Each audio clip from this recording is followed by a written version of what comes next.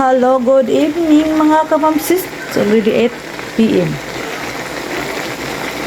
Nagluto, ang ako bang gluto unon ganina ka mga kamamsis.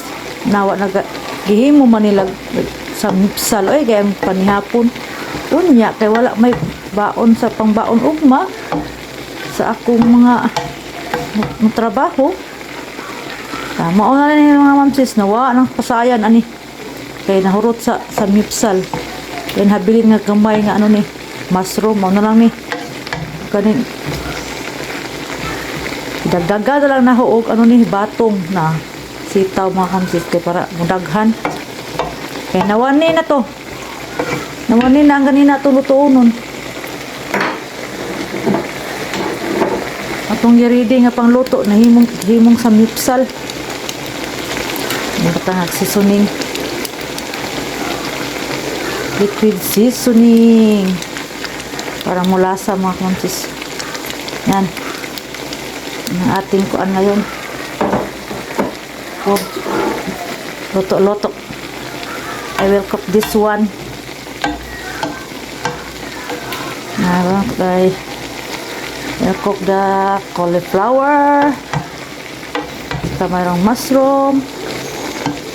Okay, ako ni baon siya ugma. Di nagluto ko mga kamsis. Kaya nahurot sa mipsal lang ahong giridi paluto. Lutoon unta. Dagang ko na lang sitaw para muda mo. Kaya naubos naman ang pasayan. Wa na yun. Naubos ang shrimp. Ada. Baboy na lang ako. Mayroong mga baboy din sa rep. Nakuha na naman ako ulit. Mga kamsis. Limutan pala natin ang paper mga kamsis.